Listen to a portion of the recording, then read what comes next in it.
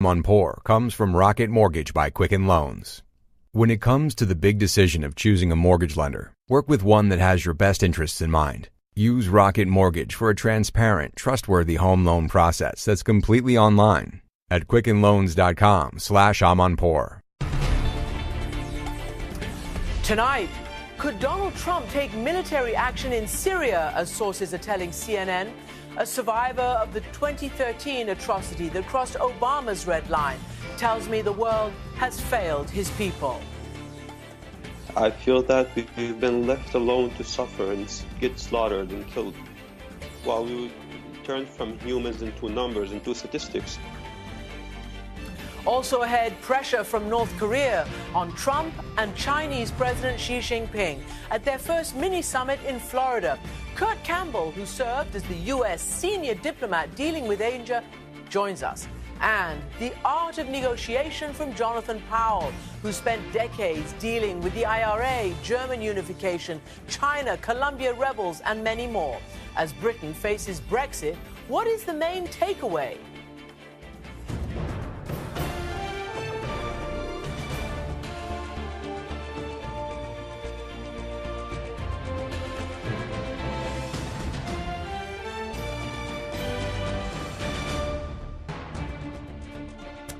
Good evening, everyone, and welcome to the program. I'm Christiane Amanpour in London.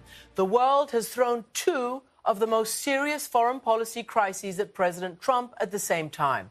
And sources now are telling CNN that he is considering military action after Syria's chemical attack. And how he responds to Syria and North Korea will set the tone for this administration's foreign policy. The president left a rainy Washington to meet the Chinese President Xi Jinping at his Mar-a-Lago estate in Florida. That meeting will happen tonight. President Xi has just arrived in Palm Beach, even as Pyongyang's progress towards deliverable nuclear weapons puts huge pressure on their two-day meeting.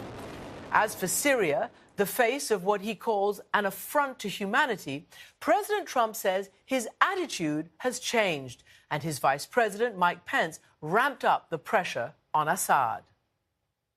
I think you saw Ambassador Haley at the United Nations today express the very strong position of the United States of America.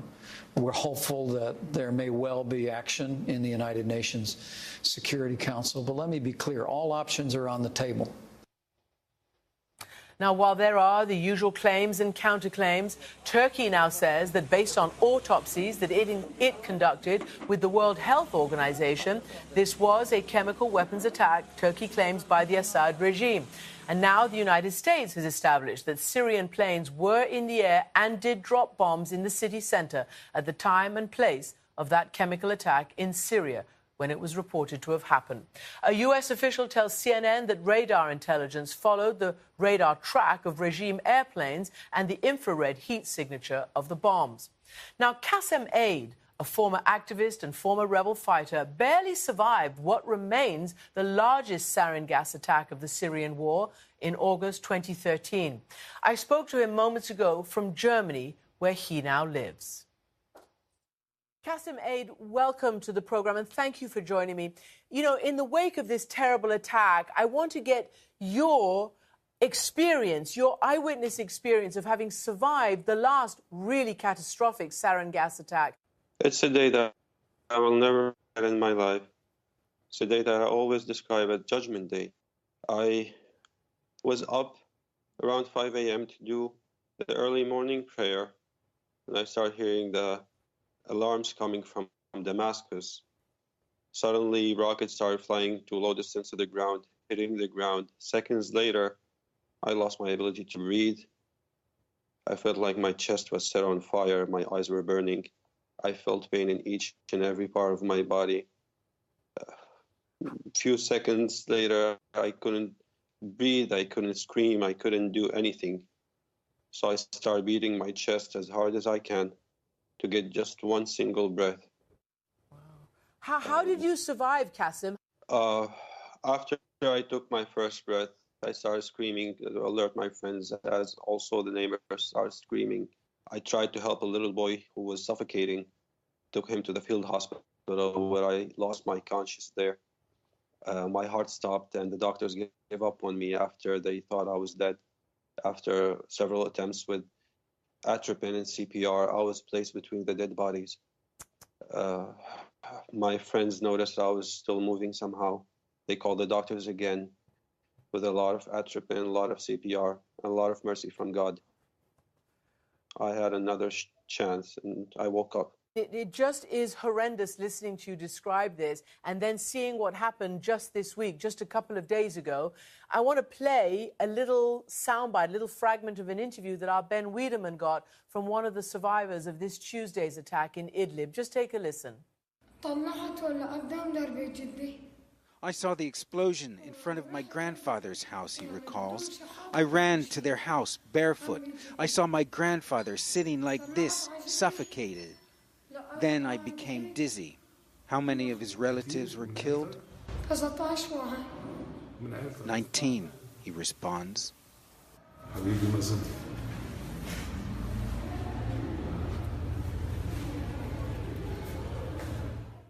This poor, desperate boy, I mean, he must remind yourself of yourself all those years ago.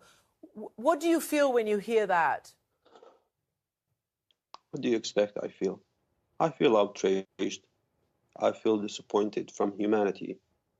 I feel that we've been left alone to suffer and get slaughtered and killed, while we turned from humans into numbers, into statistics. That boy is a real boy, just like the boy that I was trying to save. I don't know. This is not 2017. This is the Stone Ages. This is a place, this is a world where the powerful can kill and rape and gas and do whatever the hell they want, because there's no consequences. Let me ask you to describe what you have tried to do to make people listen. You have gone on television, you have gone to the United States. Just describe who you've tried to talk to since it happened to you, since that famous red line by President Obama.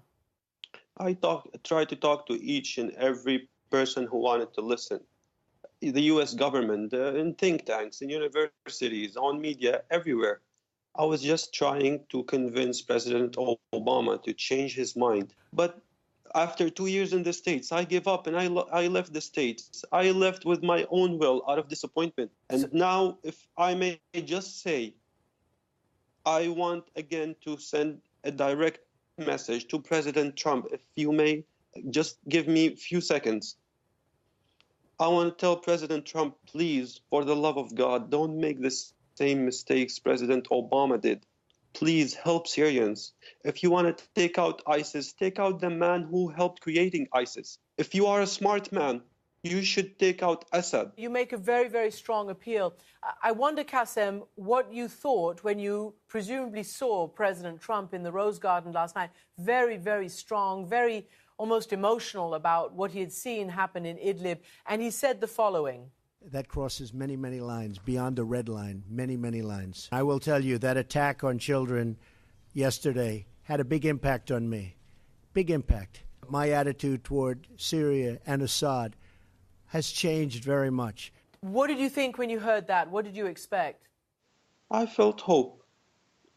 I felt hope again. And I hope I won't get my heart broken again, just like so many Syrians did. Qassem Aid, thank you so much for your testimony tonight. Thank you. And how President Trump deals with Syria's chemical attack could influence the actions of North Korea. And when Trump and President Xi Jinping meet tonight behind closed doors, there will be some very tough talk and painstaking negotiations, which my next guest knows all about.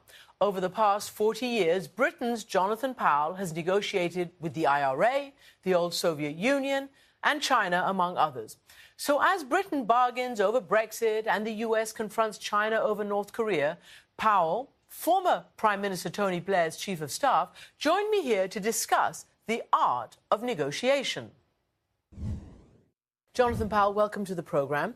We're talking about all of these very, very difficult negotiations and these critical problems facing the West. Xi and President Trump, how is that going to go, and how would you advise a negotiation over, for instance, North Korea's nuclear capability? Well, I'm sure that President Trump will push President Xi very hard on North Korea and ask for his help. The trouble is, so did President Obama and presidents before him. There's a limit to how much the Chinese can and will help on North Korea. You cannot rely on them to do it. Now, American administrations have taken the position recently they won't talk to North Korea. We've had this policy of strategic patience, and it hasn't worked. In the intervening period, the North Koreans have made great advances in nuclear weaponry. So someone is going to have to talk to them. And if it's not the Chinese, it will need to be the Americans. And I think if I was advising President Trump, I would advise him, put pressure on the Chinese, but also be prepared to talk. Mm-hmm. What about Syria? Because Syria now actually has deployed a weapon of mass destruction several times, but this is the worst in the last 4 years. How does the West deal with Assad? And I suppose that's about putting pressure on Russia. Well, it's also about being prepared to take action. You know, we have this hangover from Iraq that we now no longer want to take action, as we did in Kosovo, as we did in Sierra Leone. And I think we need to revisit that. We need to say to ourselves, there are consequences from inaction as well as consequences from acting in the wrong way. And we need to be prepared to intervene where necessary. Now, I'm not calling for an attack on Syria or anything as silly as that, but why not safe zones? You know, we talked about safe zones a while back. The Turks are talking about safe zones. Why not start establishing safe zones where people can go and not be attacked and not subject to these terrible things like the chemical weapons attack? So those are your views on negotiations that could possibly resolve some very, very dangerous military threats. What about when it comes to the economic and other threats that Brexit potentially poses, according to some, or the great opportunity that it poses, according to others? Donald Tusk is in town today, meeting with Theresa May. How is that going in your view? Well, for the last 9 months, the British side has been negotiating with itself. We've all been talking about what our negotiating position should be. And now we're going to have to face the hard reality that nearly all of the cards are actually in the hands of the other 27 members of the EU. If you were, you know, in a position to advise the Prime Minister, what should she do? Because she's already, we can see, softening some of the stances about free movement of people, about, not doing trade before the settlement is sort of done. Well, the purpose of a negotiation is actually to build trust, not to try and win over someone. If you try and win over someone, you won't succeed. So she has to stop the chest thumping, and I think she's doing that. But what she's doing at the moment is retreating from a whole series of positions. She's saying we must be prepared to accept continued migration, free movement from Europe. She's saying we're going to have to carry on making contributions to the EU. She's saying we're going to carry on accepting the European Court of Justice. In those circumstances, why on earth are we leaving? Well, I was going to ask you that. Well, I've never been in favour of Brexit, so I don't think it's very sensible. I do think the British people will change their mind when they see the reality over a number of years of this negotiation, when they see the threats to the United Kingdom itself, with Scotland and even Northern Ireland threatening to leave in these circumstances, when they see the threat to Gibraltar, when they see the threat to our economy. Well, let me take Northern Ireland, because obviously that was something that you were very, very involved in. You were the main negotiator for Prime Minister Blair in the Good Friday Peace Agreement, and you have recently written, the UK government has put themselves in the position of achieving something that the IRA couldn't achieve by 30 years of armed campaign. They've actually put the issue of a united Ireland back on the agenda. And this presumably is all about the hard border between EU Republic of Ireland and Brexit Northern Ireland. That's exactly right. We have politicians who go around saying there won't be a hard border. Both Tony Blair and John Major, both of whom contributed to the Northern Ireland peace process, went to Northern Ireland during the campaign and said, the danger is a hard border. Theresa Villiers, who was the Northern Ireland Secretary, said, no, there won't. Now the government says, no, there won't be a hard border, but they don't explain to us how they're going to avoid it. And if you have a different customs policy and you have a different immigration policy, how on earth can you avoid a hard border? And once you have a hard border, you undermine the basis of the Good Friday Agreement, which was about identity. You were able to be Irish and British and live in Northern Ireland. Now, with a hard border, that will be much harder. You know, you've mentioned in your writings, you have to go all the way back at least to Hong Kong, where, again, Britain thought that it had this great hand, but actually China really had the hand because it didn't care about the things Britain did. And you mentioned the negotiator there. Give us a sense of, I guess, what it takes to have a successful negotiation when you may not hold all the cards. It does take a great deal of subtlety. In the case of Hong Kong, Mrs. Thatcher thought that the Chinese would never try and kill the golden goose. China needed Hong Kong for imports and exports, for currency and so on. So she thought they would be sure to allow us to keep sovereignty, sure they'd allow us to keep administration. But actually they wouldn't, because years of nationalism in China had made people feel the Opium Wars and the loss of Hong Kong was a national slight, and they were determined to reverse it. So as soon as she raised the issue, Deng Xiaoping said, we will have Hong Kong back in China. We can have one country and two systems. And once he'd said that in the Chinese system, there was no going back from it. But in the end, what we managed to do was, by using the deadline that Deng Xiaoping set for these negotiations. He said they had to be finished within 2 years, and his officials therefore had to deliver it.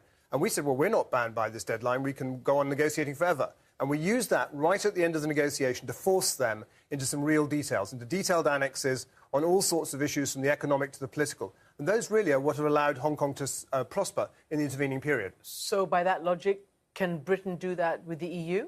Well, actually, unfortunately, the deadline works against us in this case, because you have this 2-year deadline, and for the EU, it's fine, because all 27 of them agree the deadline could be extended. For us, the problem is we can do nothing to change that deadline. It's there in law. They will implement it against us unless we can persuade all 27, and they will want something for changing that. And throw up a coin. Do you think it'll happen in 2 years? My personal belief is that there's no chance the negotiations will be complete in 2 years. Absolutely no chance. They're much too complicated for that. My belief is that the British people will actually change their mind when they begin to see the realities of Brexit, and it may well not happen. On that note, Jonathan Powell, thank you very much. Thank you. Now, Churchill famously said that instead of war, let's jaw. And we'll have more of that after a break. I'm joined by Kurt Campbell, who was the Obama administration's point man on Asia. And we drill down on whether Trump and Xi can strike a deal on containing North Korea and all the other major issues.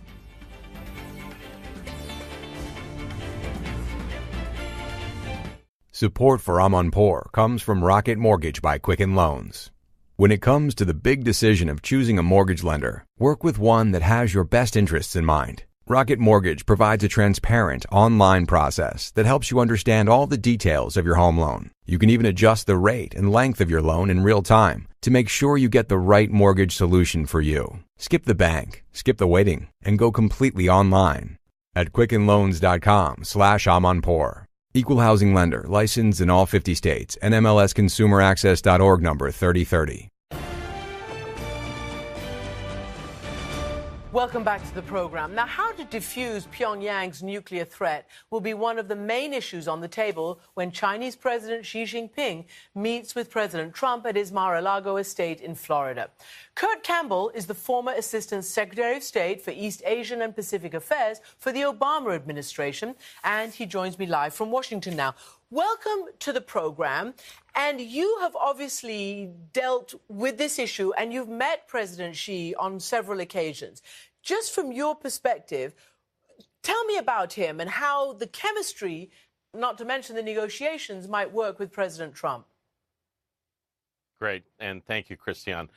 Let me just say, I don't know if chemistry has ever been more important in the relationship between the United States and China, perhaps back to the time of Nixon and Mao, largely because each leader depends on a very small group of advisors and really takes advice most from themselves, right? And so Xi is a singular leader. He has spent the last 3 or 4 years essentially dismantling collective leadership in China. He makes almost every major decision. There are some similarities between the men. They're both nationalistic. They're both headstrong. They both are impatient, and they distrust the media. I think the chemistry is likely to be initially quite difficult. I think they're both domineering personalities.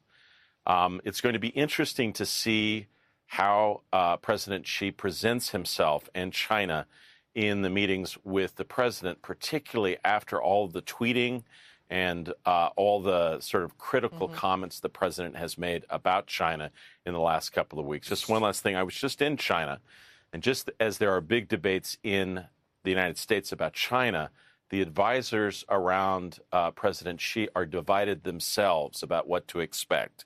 One group believes that President Trump is essentially a negotiator, and this is highly transactional, and China just has to come up with the right price, and then everything can proceed accordingly. Another group believes that this is really a sea change in American policy, and we're heading into a situation in which much greater tensions, even conflict might be in store. Well, you talk about conflict, and what is on the table is the perennial threat of conflict over North Korea. And it seems that that is ramping up. I mean, there's all sorts of declarations that have been made, not to mention, President Trump, what he said to the FT, if China doesn't deal with this, we will. Just give me a sense of what is the best the U.S. and the world can expect to come out of their meeting on North Korea. So I probably take a minority view here, Christiane. I think by putting so much pressure on the issue and by acting a little bit, unpredictable, I think the Chinese are very anxious about North Korea and are likely to take steps to try to rein North Korea in. Now, despite protestations that they don't have as much influence or leverage, they do. And they're going to be very worried that an unpredictable president might take steps that go beyond previous administrations. And I know that seems contrary, that, the crazier you are, the more impact you have on China. But I think behind the scenes, China's prepared to ramp up pressure on North Korea commercially and economically. So I'm not sure President Xi will admit that in the meeting with President Trump. But behind the scenes, I think the pressure is ramping up. You may have heard Jonathan Powell, who also does some North Korea work and has done in the past, but basically stating the obvious, that your administration's policy of strategic patience and other previous administrations' policies just didn't work. The sticks didn't work because North Korea has ramped up its nuclear program and is now very, very close to threatening the United States. Do you think the U.S. should actually decide to talk to North Korea under the correct circumstances? Yeah, Christiane, that's the key here. I think there's this idea somehow that the West and the United States has not been prepared to talk with North Korea. We have been prepared to talk to North Korea, but on the condition that North Korea will make a choice between international engagement or, isolation, and to enjoy the benefits of being part of the international community, they have to give up nuclear weapons. They have not been prepared to do that, I think, under any circumstances. And I'm afraid that the way forward is going to involve more pressure both on North Korea and on China. The key here is consultations with the allies and preparations. This administration is not fully manned. There's no one below Secretary Tillerson. It is largely chaos and policymaking. We have deep uncertainty in South Korea, no consultations with Japan, and no relationship really of trust between the United States and China. Well, quickly, so you cannot court this kind of tension without creating the context for harder pressure. Well, obviously, up until now, President Trump's focus has been on trade and what he calls, China basically raping, he used that word, the American economy. What is that going to do for the dynamic? And is trade going to be more important, or how are they going to trade that off with security? My guess is that the Chinese are going to come with a card, and they're going to say, look, we're prepared to invest this amount of money. We're going to send this number of 747s to the United States, chock-a-block full with Chinese investors and buyers, and we're going to buy airplanes and technology and property. We're going to do everything we can to help you make America great again. And they're going to hope that that kind of highly transactional approach, which is about American jobs and investment, will win over the president. I think they're also hoping that the president does not have very much experience or knowledge in diplomacy or the history of Asia. And so there are attempts that China has made in the past to play a similar card. They're hoping that he doesn't have that context to be able to make judgments whether this is a good or bad deal. We shall see after these few days at Mar-a-Lago. Kurt Campbell, thank you very much indeed for joining us. And after a break, imagining the enterprising student newspaper reporters who scoop their own principal. It's the story taking the world by storm. We'll have it next.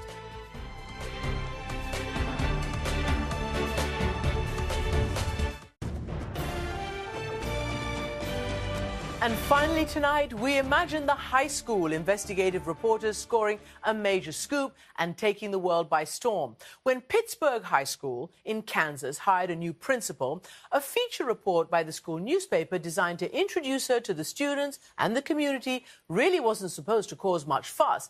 But that all changed when the school's budding journalists quickly discovered inconsistencies in their new head teacher's story during their interview with her. Now, encouraged by their teachers, they dug deeper, and they scored a major front-page scoop, revealing the master's degree and the doctorate that she claimed actually belonged to a decidedly dodgy institution with no known address. They also found irregularities in her claimed bachelor's degree from a university in Oklahoma. And just 4 days later, the new principal resigned.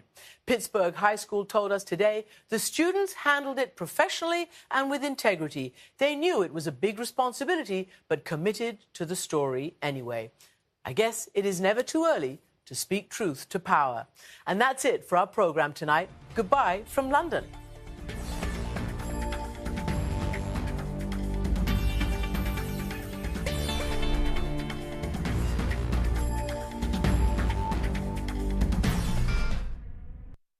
Hey, before you go, we wanted to let you know that we just launched the ability for anyone to advertise on CNN podcasts. You're just a few clicks away from reaching millions of people in a way that you never have before.